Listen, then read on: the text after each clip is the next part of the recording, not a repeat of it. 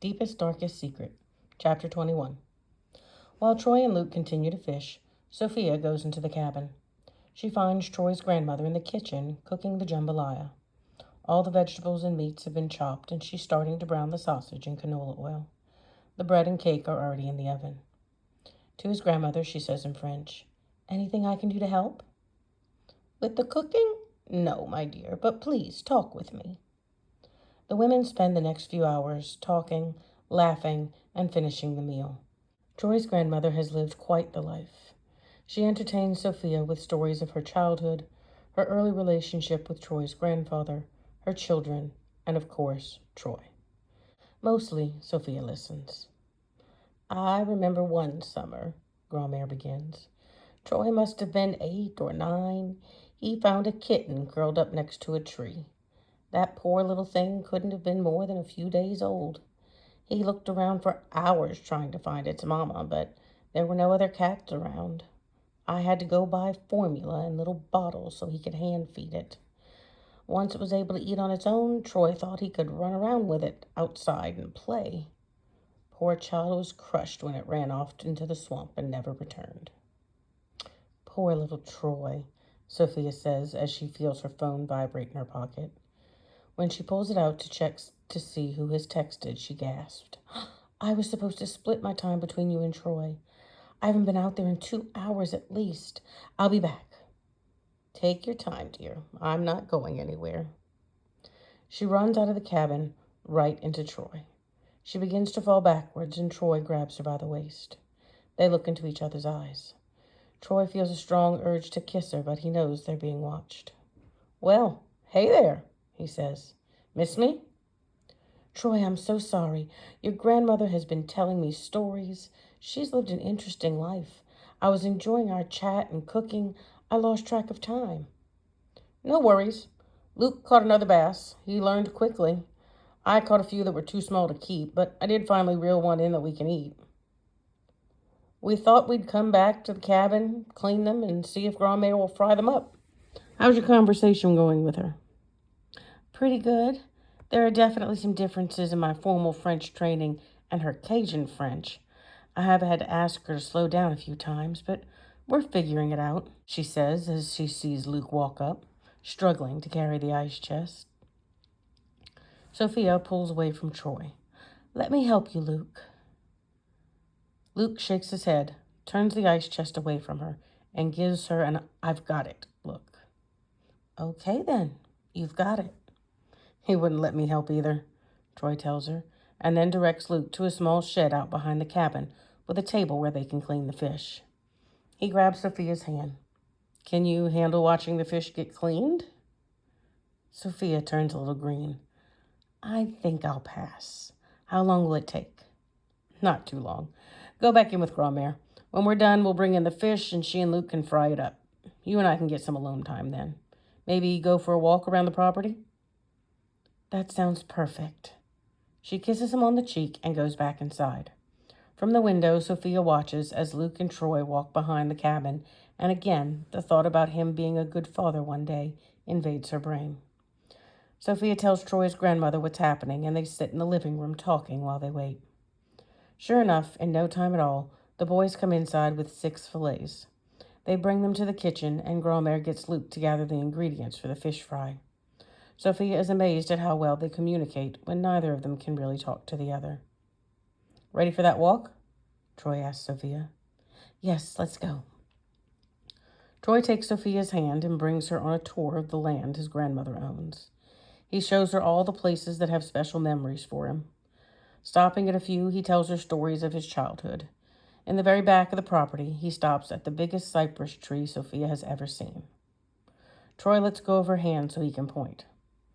On the other side of that cypress tree is a wildlife refuge. One day, when I was about Luke's age, 3 men had snuck in to do some poaching. Someone saw them entering and called the police. I watched from over there. He points to what seems to be another small shed, and saw the police chase them and eventually arrest them. That was the moment I decided I wanted to go into law enforcement." "Wow, you were young." "I never once changed my mind. My mom sure tried, though. I knew what I was meant to do. Did you always want to be a social worker?" Troy asked. Sophia's expression turned somber again. It takes her a few minutes to gather her thoughts. She swallows and takes a deep breath. She debates with herself on how she should answer that question. To really answer it truthfully, she'd need to tell him everything. Is she ready for that? Would it make him run for the hills?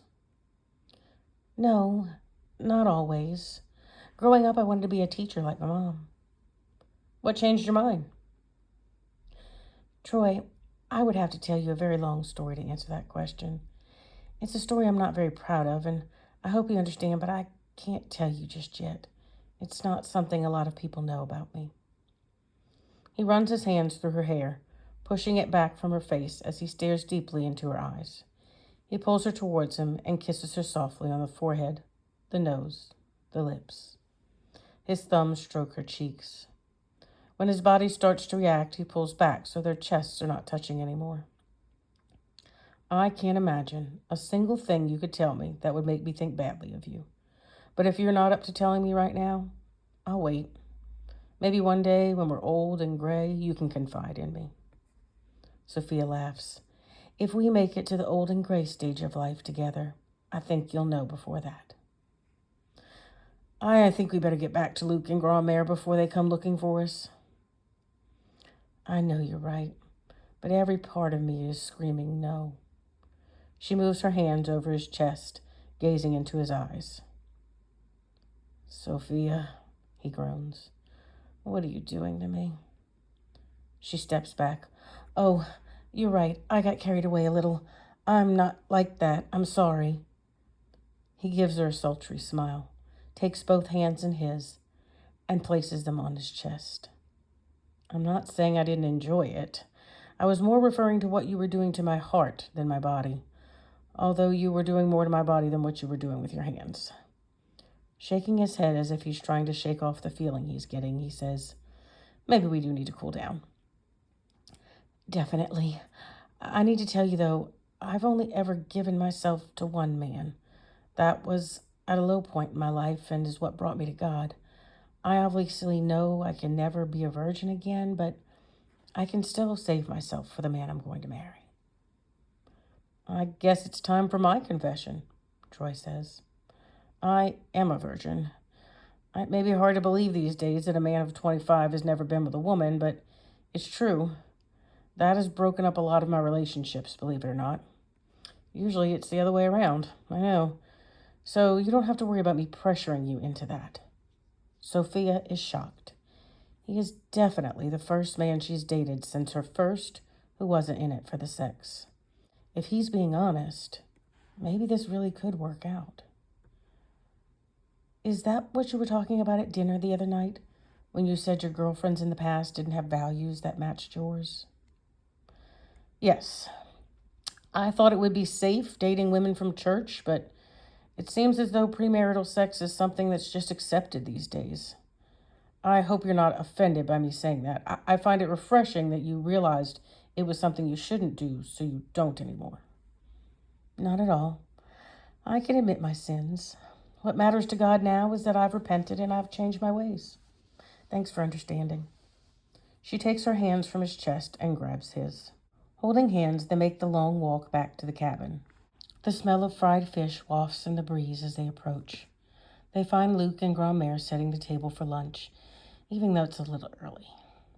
The food is amazing. The fish has been fried to perfection, and Troy's grandmother even made some hush puppies to go along with them. There's no question about it, Cajun folks know how to cook. When the meal is over, Luke gets up from the table and gathers everyone's empty plates. Troy and Sophia look at each other, a look of surprise passing between them. With the table cleared, Luke washes the dishes like he does at home. They gather their fishing supplies, say goodbye, and head to the truck. As promised, Troy makes Luke take the back seat, and they go to Christine's house. When they arrive, Luke hugs both Troy and Sophia, and then takes off at a full sprint towards the house, probably ready to tell everyone as best he can about the fish he caught. At Sophia's apartment, Troy walks her to the door. I really enjoyed our time together.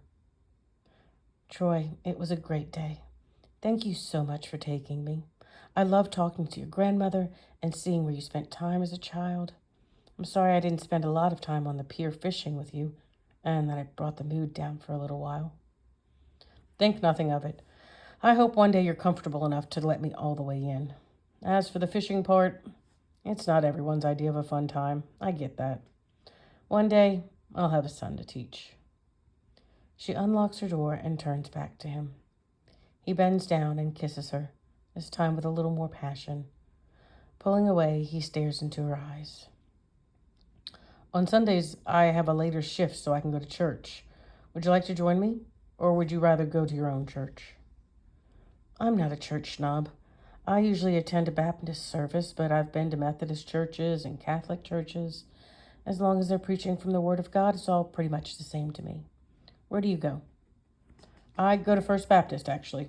The music is more contemporary, not your traditional hymns. Our preacher is very passionate. I always leave thinking he was speaking just to me. That sounds nice. What time is the service? How about I pick you up at 8:45? Services start at 9 and it's right down the road. I'll be ready, she says, and she leans in for one more kiss. Troy pulls her in, his hands on her waist. When he feels himself getting a little too excited, he moans lowly and pulls back, looking into her eyes. You are going to be my biggest test. She chuckles. I could say the same about you. With one more quick kiss, she goes into her apartment. She turns around as she walks inside and slowly closes the door, staring at him longingly through the slowly decreasing opening. When it's closed, she leans against it and thanks God for bringing Troy into her life. She prays for the courage to tell him about her past and asks that God opens his heart and allows him to see past her mistakes. Once the door is closed all the way, Troy leans against the nearest wall and sighs. He thanks God for bringing Sophia into his life and asks for the strength to resist his urges.